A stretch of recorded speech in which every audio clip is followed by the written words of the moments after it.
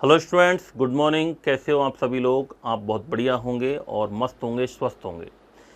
दोस्तों, आज हम सेल का पार्ट 2 पढ़ने जा रहे हैं और पार्ट 2 के अंदर आज हम बात करेंगे केंद्रक की उपस्थिति के आधार पर कोशिका के प्रकार।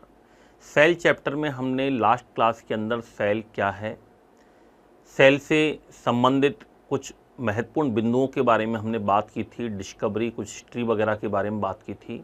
सेल थ्योरी हमने पढ़ ली थी, सेल थ्योरी का एक्सेप्शन हो गया था।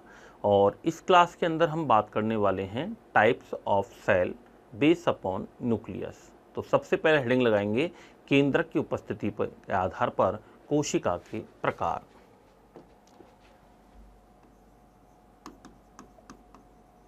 केंद्रक की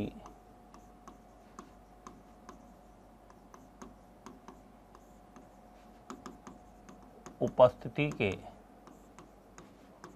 आधार पर कोशिका के प्रकार। Types of sales.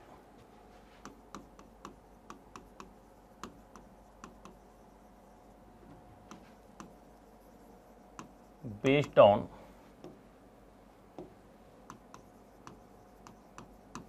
Presence of nucleus.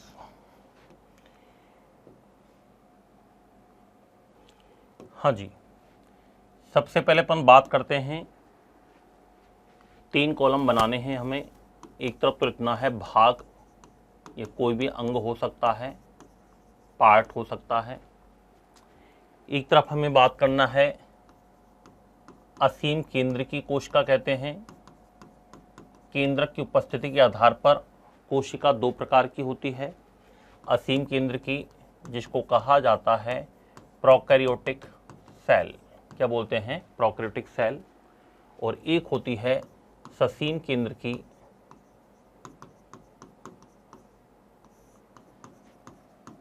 जिसको कहते हैं यूकैरियोटिक सेल। क्या कहा जाता है? यूकैरियोटिक सेल कहते हैं। तो केंद्रक की उपस्थिति के आधार पर सेल 2 टाइप की होती है बेटा, एक तो प्रोकैरियोटिक होती है और एक यूकैरियोटिक होती है। सबसे पहले तो हम बात करते हैं कि इसकी डेफिनेशन क्या होगी। फर्स्ट पॉइंट कि इसकी परिभाषा क्या होगी, डेफिनेशन की बात करते हैं। इसका मीनिंग क्या होगा? तो प्रोकैरियोटिक का मीनिंग क्या होता है? प्रो का मतलब होता है बेटा ओल्ड। प्रो का मतलब क्या होता है? ओल्ड, या इसको कहते हैं प्रिमिटिव, क्या कहते हैं, आद्य प्रकार की, यानी पुराने प्रकार का। प्लस कैरियन, ये 2 शब्दों से मिलकर बना होता है प्रो प्लस कैरियन। कैरियन का मीनिंग होता है न्यूक्लियस, या जिसको हम कहते हैं केंद्रक। अर्थात आद्य विकसित प्रकार का केंद्रक होता है, पूर्व प्रकार का केंद्रक होता है, केंद्रक आदि प्रकार का होता है। आदि यानी पूर्व, अर्थात आदि प्रकार का केंद्रक पाया जाता है। प्रिमिटिव टाइप्स न्यूक्लियस, आदि प्रकार का केंद्रक उपस्थित होता है। प्रिमिटिव टाइप्स न्यूक्लियस कह सकते हैं इसको, आदि प्रकार का केंद्रक पाया जाता है। और केंद्रक जब आदि प्रकार का होता है तो यह सेल का डिवीजन नहीं कर पाता है। जब सेल का डिवीजन नहीं कर पाता है तो कोशिका बहुकोशिकीय नहीं बन सकती है, एक सेल से 2 सेल नहीं बन सकती हैं। ऐसे इस केंद्रक को कहा जाता है प्रोकैरियन। क्या कहते हैं इसको? प्रोकैरियन कहा जाता है। यहाँ पर जो न्यूक्लियस होता है, याद रखना, इसमें न्यूक्लियर मेम्ब्रेन नहीं पाई जाती है। और इसको क्या कहा जाता है? तो इसको प्रोकैरियन कहते हैं, या इसको जीन धर के नाम से भी जाना जाता है बेटा, या इसको केंद्र काव के नाम से जाना जाता है। किस नाम से जाना जाता है? केंद्र काव के नाम से भी जाना जाता है। तो यहाँ पर न्यूक्लियस जो है इसको क्या बोलेंगे? प्रोकैरियन बोलेंगे। ऐसा जीव क्या होगा? एक कोशिकीय होगा। तो ऐसा जो जीव होगा बेटा वो कैसा होता है? एक कोशिकीय होता है, यानी यूनिसेलुलर होगा। कैसा होगा? यूनिसेलुलर होगा। एग्जाम्पल अपन आगे लिखेंगे इसमें। आगे में हम एक टेबल बना लेते हैं।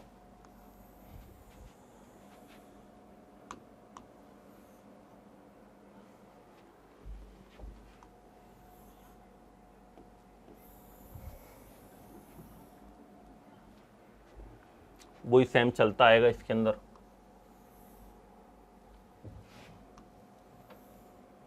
यानी प्रोकैरियोटिक के यदि हम एग्जाम्पल्स की बात करें, इसके एग्जाम्पल्स कौन कौन से हैं, तो प्रोकैरियोटिक के एग्जाम्पल हैं जैसे जीवाणु,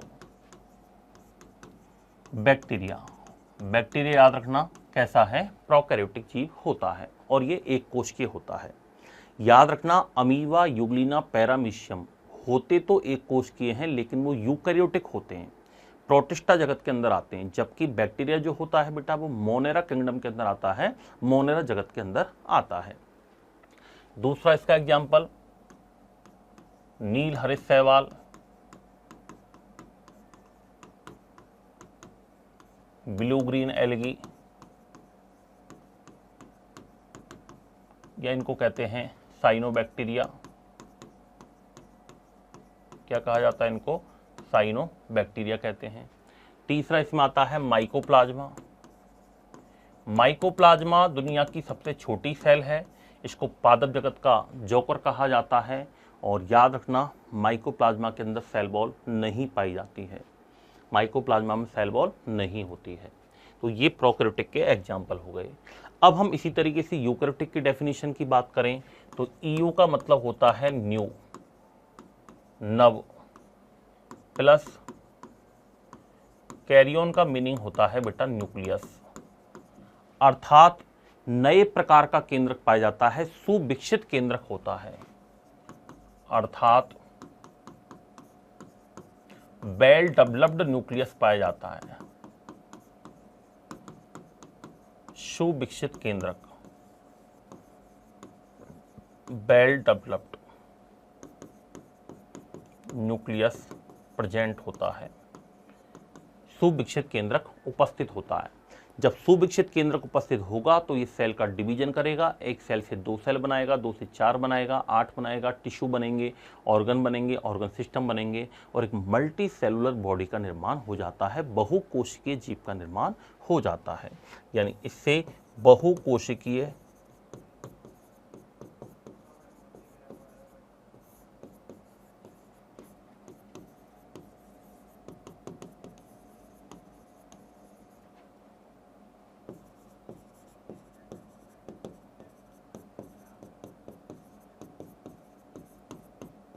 बहुकोशिकीय जीव का निर्माण हो जाता है।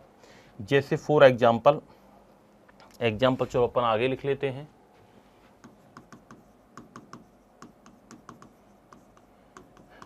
एनिमल सेल, एनिमल प्लांट्स वगैरह हैं, ये सब किसके अंदर आते हैं, बहुकोशिकीय में आते हैं। इसके अलावा फंजाई वगैरह हैं, कवक वगैरह हैं।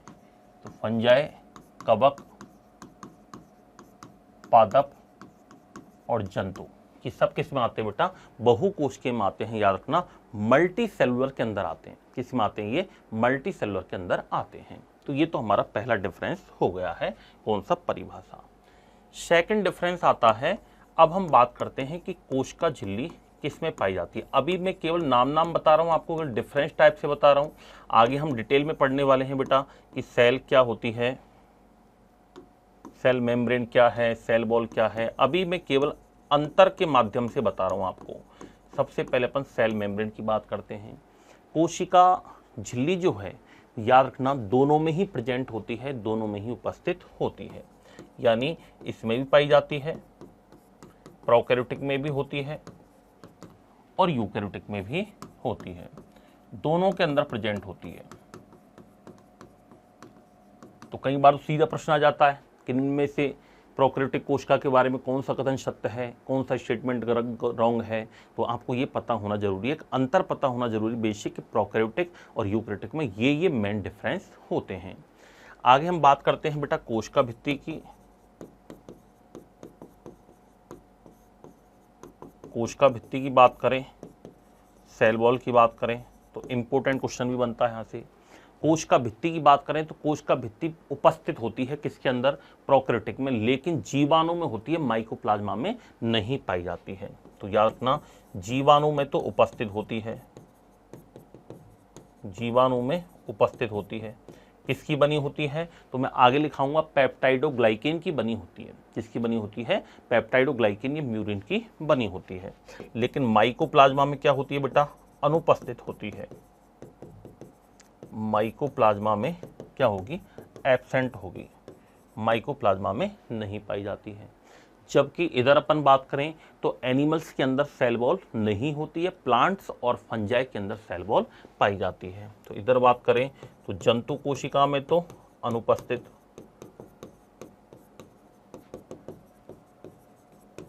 जंतु कोशिका में अनुपस्थित, यानी not found in animal cell, और प्लांट सेल के अंदर पाई जाती है। पादप तथा कवकों में उपस्थित होती है। किसकी बनी होती है,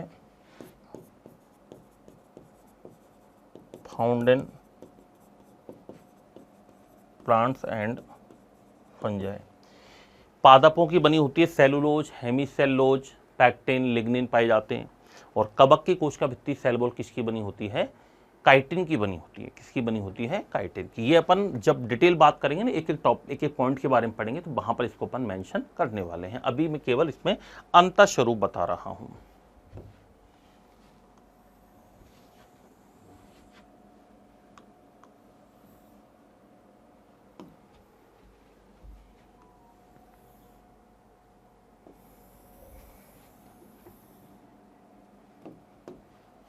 चलिए, नेक्स्ट अंतर क्या है, अगर हम नेक्स्ट बात करें तो केंद्रक।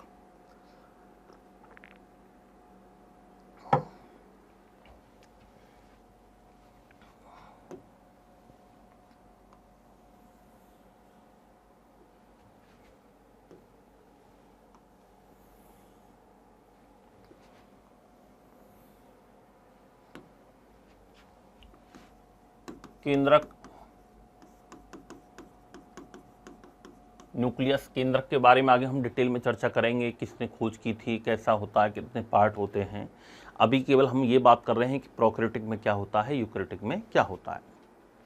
प्रोकैरियोटिक में याद रखना आद्य विकसित होता है, पढ़ चुके हैं अपन, आद्य विकसित होता है, जिसको अपन प्रिमिटिव टाइप कहा जाता है, प्रिमिटिव टाइप बोलते हैं। और इसको नाम क्या देते हैं, तो इसको नाम दिया है अपन ने प्रोकैरियोन। क्या कहते हैं, प्रोकैरियोन। एनसीईआरटी में लिखा हुआ है, क्या कहते हैं इसको, प्रोकैरियोन। और इसके अंदर सुविकसित केंद्रक उपस्थित होता है।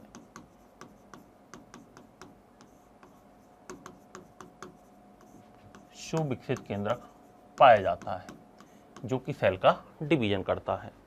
अगला ऑर्गन कौन सा आता है बेटा, अगला ऑर्गन आता है माइटोकॉन्ड्रिया। माइटोकॉन्ड्रिया, माइटोकॉन्ड्रिया को हिंदी में कहते हैं बेटा सूत्र कणिका। क्या कहते हैं इसको, सूत्र कणिका कहते हैं, फाइला भी कहते हैं इसको। माइटोकॉन्ड्रिया प्रोकैरियोटिक सेल में नहीं होता है, केवल यूकैरियोटिक सेल में होता है। एक बार क्वेश्चन आया था कि एग्जाम में कि बैक्टीरिया में माइटोकॉन्ड्रिया की संख्या कितनी होती है, तो बेटा बैक्टीरिया में माइटोकॉन्ड्रिया की संख्या कितनी होगी, 0 होगी। बैक्टीरिया में माइटोकॉन्ड्रिया नहीं पाया जाता है। तो माइटोकॉन्ड्रिया एब्सेंट होते हैं और इसके अंदर प्रेजेंट होते हैं। कितने होते हैं, तो ये कोशिका की सक्रियता पर निर्भर करता है, ये सेल की सक्रियता पर निर्भर करता है। तो प्रेजेंट होते हैं और कितने होते हैं, तो इस सेल्स की सक्रियता पर निर्भर करता है। आगे बताऊंगा किस तरीके से करेगा। जो सेल, जो पेशी जितनी ज़्यादा एक्टिव होगी, माइटोकॉन्ड्रिया फॉर्मेशन उतना ही अधिक होगा। नेक्स्ट आता है बेटा लवक। अगला ऑर्गन आता है लवक। इन सब के बारे में आगे अपन पढ़ने वाले हैं नेक्स्ट सेशन में। लवक, प्लास्टिड्स, लवक की बात करें तो प्रोकैरियोटिक में ये एब्सेंट होते हैं, प्रोकैरियोटिक में एब्सेंट होते हैं, और यूकैरियोटिक में ओनली प्लांट सेल में प्रेजेंट होते हैं, only found in plant cell, केवल पादप कोशिका में पाए जाते हैं।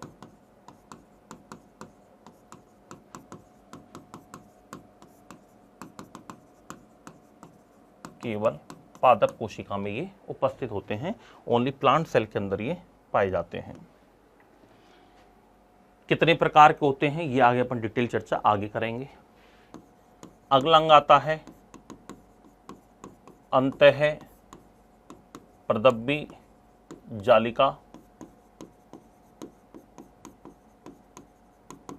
Endoplasmic reticulum. अंतःप्रदब्बी जालिका याद रखना प्रोकैरियोटिक में नहीं होगी, यूकैरियोटिक में होगी, तो एब्सेंट, और इधर क्या होगी बेटा, ये प्रेजेंट होगी, अंतःप्रदब्बी जालिका हो गई। इसके अलावा हम बात करें लाइसोसोम, लाइसोसोम को हिंदी में कहते हैं लयनकाय। लाइसोसोम प्रोकैरियोटिक के अंदर एब्सेंट होते हैं, यूकैरियोटिक में प्रेजेंट होते हैं। मोस्टली अंग प्रोकैरियोटिक में नहीं होते हैं, केवल राइबोसोम एक ऐसा ऑर्गन है जो दोनों में पाया जाता है। सेल मेम्ब्रेन दोनों में होती है, न्यूक्लियस होता दोनों में है, लेकिन नाम अलग अलग है। बाकी मोस्टली ऑर्गन प्रोकैरियोटिक में एब्सेंट होते हैं, यूकैरियोटिक में क्या होंगे बेटा, प्रेजेंट होंगे। तो लैन का इसमें एब्सेंट होगा, इसमें क्या होगा, प्रेजेंट होगा, इसमें क्या होगा, प्रेजेंट होगा। लैन काय की बात करें अपन, गोल्जी काय,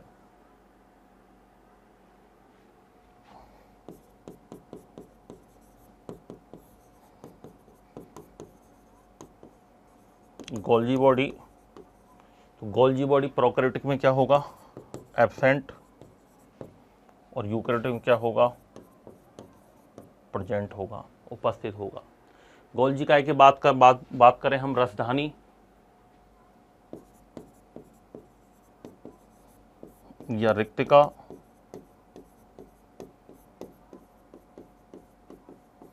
वैक्यूल। रसधानी रिक्तिका की बात करें तो प्रोकैरियोटिक में क्या होगी, एब्सेंट, यूकैरियोटिक में क्या होगी, प्रेजेंट। ये प्लांट सेल में भी होती है और एनिमल सेल दोनों के अंदर ही होती है, तो अपन ने एक ही वर्ड लिख दिया है, प्रेजेंट होती है। नेक्स्ट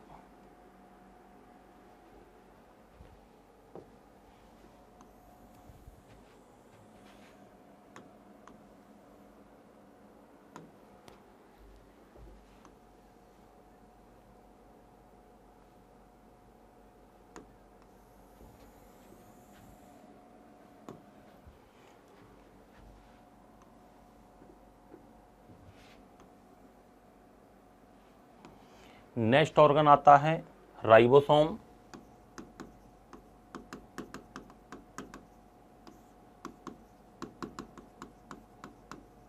राइबोसोम दोनों में ही प्रेजेंट होते हैं, याद रखना। और कौन से टाइप्स के होते हैं, तो 70S टाइप के होते हैं, ये बताऊंगा आगे। और इसमें भी प्रेजेंट होते हैं, लेकिन ये 80S प्रकार के होते हैं। प्रोकैरियोटिक में 70S, यूकैरियोटिक में 80S। केवल माइटोकॉन्ड्रिया और क्लोरोप्लास्ट, हरितलवक, ये दो ऑर्गन ऐसे हैं जो होते तो यूकैरियोटिक के हैं, लेकिन इनमें राइबोसोम कौन सा पाया जाता है, 70S प्रकार का होता है। याद रखना, राइबोसोम कौन सा होता है, 70S प्रकार का राइबोसोम पाया जाता है। ये मैं आगे अपन इसमें आगे डिस्कस करेंगे। समसूत्री विभाजन, कोशिका विभाजन,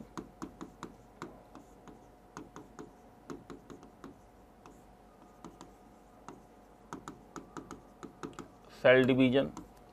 कोश का विभाजन याद रखना, प्रोकैरियोटिक के अंदर तो होता है असूत्री प्रकार का, जिसको कहते हैं अमाइटोसिस, और इधर होता है समसूत्री एवं अर्धसूत्री। समसूत्री, माइटोसिस तथा अर्धसूत्री मियोसिस, दोनों प्रकार का होता है। तो ये थे दोस्तों मेन प्रोकैरियोटिक एंड यूकैरियोटिक के अंदर डिफरेंस हैं, ये कि प्रोकैरियोटिक में क्या होता है, यूकैरियोटिक के अंदर क्या होता है। तो प्रोकैरियोटिक यूकैरियोटिक सेल के अंदर डिफरेंस हमने दोस्तों यहाँ पर पढ़ लिए हैं, ये कंप्लीट हमारे हो चुके हैं।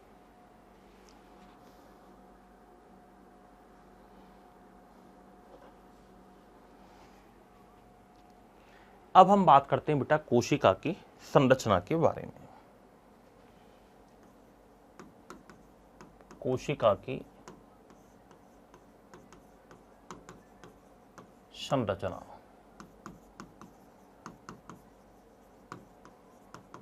Structure of cell. कोशिका की संरचना में मेनली 3 पार्ट आते हैं। कौन कौन से हैं?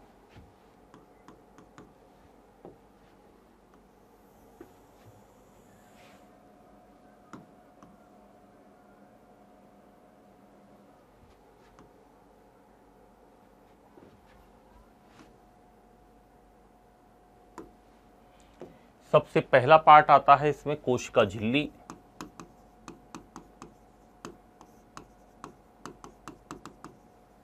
जिसको कहते हैं सेल मेम्ब्रेन। एक पार्ट आता है बेटा इसमें कोशिका भित्ति,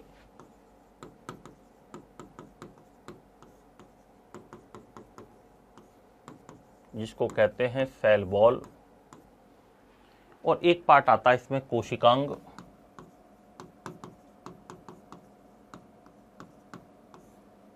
जिसको कहते हैं सेल ऑर्गन्स।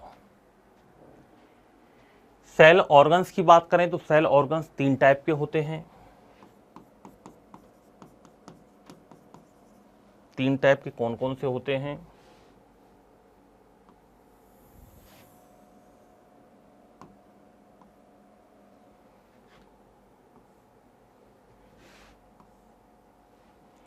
सबसे पहले हम बात करते हैं दोहरी झिल्ली युक्त,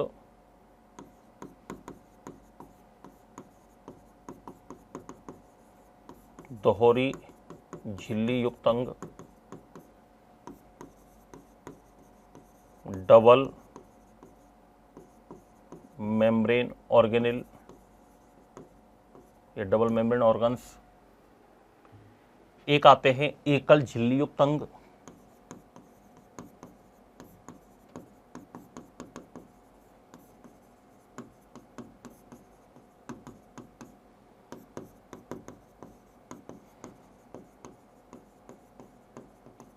सिंगल मेम्ब्रेन सेल ऑर्गन्स। और एक आते हैं बेटा झिल्ली विहीन अंग,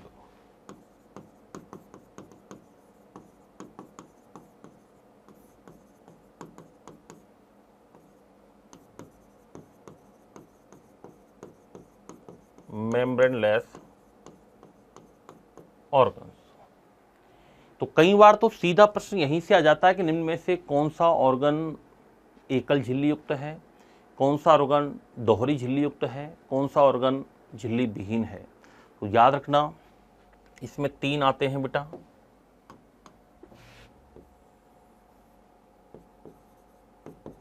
एक तो आता है इसमें केंद्रक, जिसको कहते हैं न्यूक्लियस।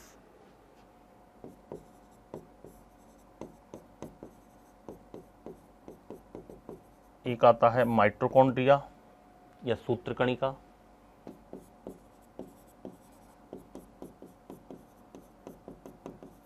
और एक आता है इसमें प्लास्टिड्स, लवक। इनके बारे में डिटेल में चर्चा करेंगे। इसके अंदर आती है अंतः प्रदब्बी जालिका, एंडोप्लाज्मिक रेटिकुलम। एक आता है बेटा इसमें लाइसोसोम, लाइसोसोम।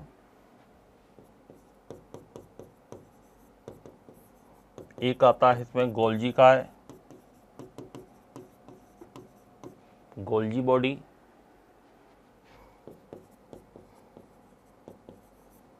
एक आती है इसमें राजधानी या जिसको रिक्तिका कहा जाता है,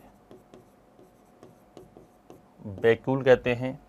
कुछ माइक्रो बॉडीज भी होती हैं, कुछ इसमें माइक्रो बॉडीज वगैरह आती है, जैसे स्फीरिसोम्स आता है, ग्लाइऑक्सीसोम्स आता है, परऑक्सीसोम्स आता है। कुछ इसमें सूक्ष्मकाय आती हैं।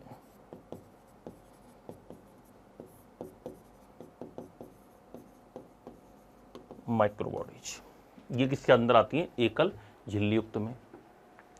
झिल्ली विहीन अंग की बात करें हम तो झिल्ली विहीन अंग में बेटा 3 आते हैं। सबसे पहला केंद्रक, सॉरी केंद्रिका,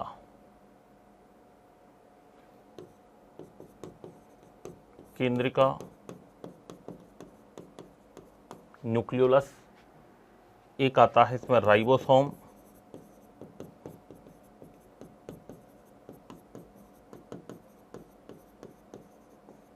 और एक आता है सेंट्रियोल्स तारकाय।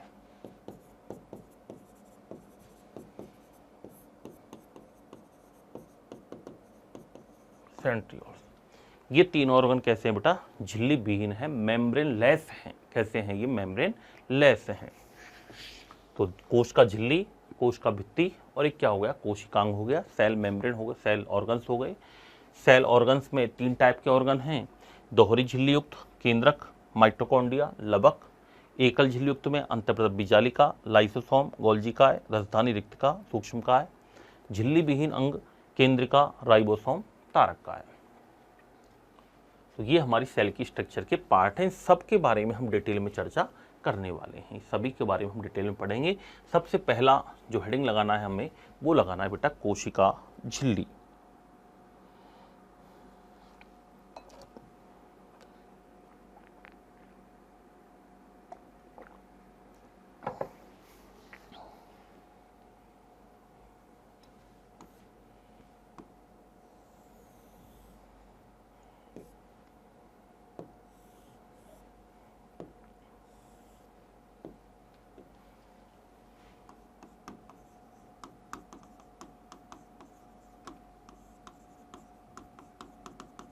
कोशिका झिल्ली, जिसको कहते हैं बेटा सेल मेम्ब्रेन।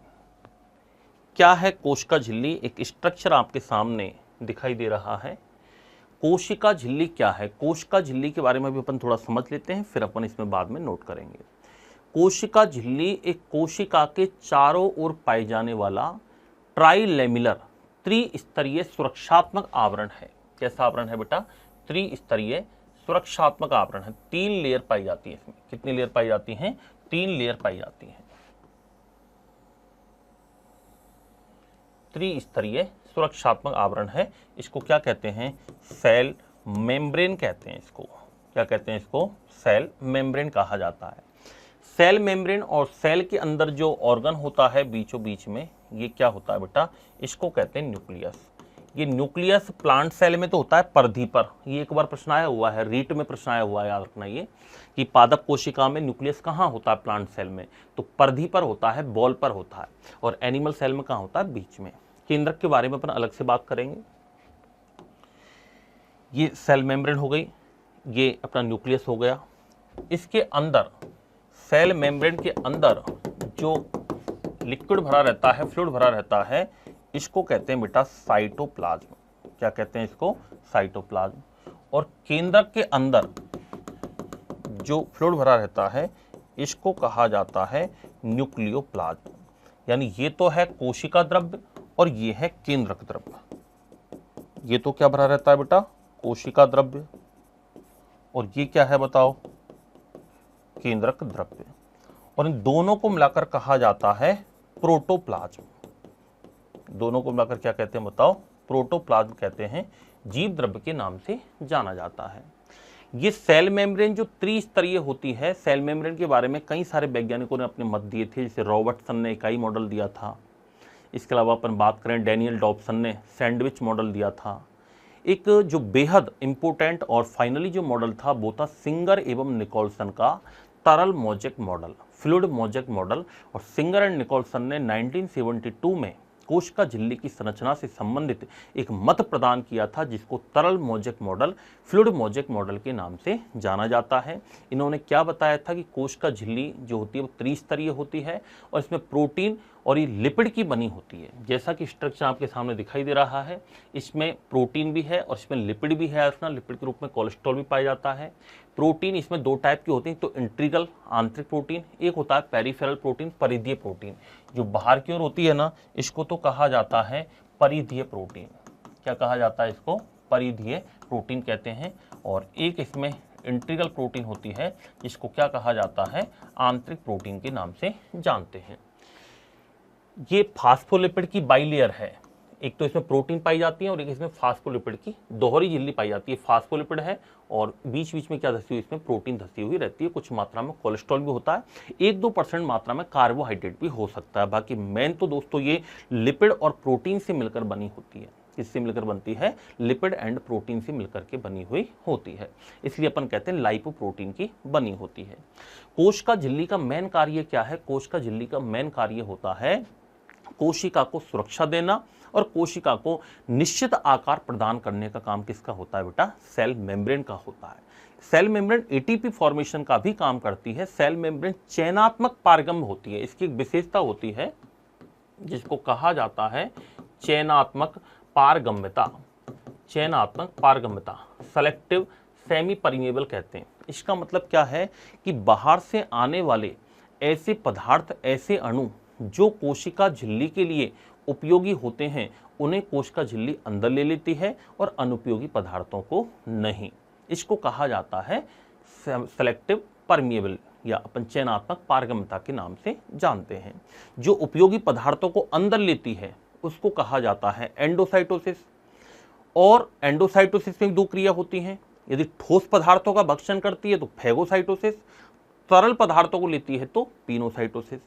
और कोशिका से अंदर से जो बाहर पदार्थ निकलते हैं उनको बाहर निकालना कहलाता है एक्सोसाइटोसिस। और एक्सोसाइटोसिस और एंडोसाइटोसिस यानी बहिर्कोशिकालयन और अंतरकोशिकालयन, इन दोनों क्रियाओं का संपादन किसके द्वारा होता है बेटा? सेल मेम्ब्रेन के द्वारा होता है।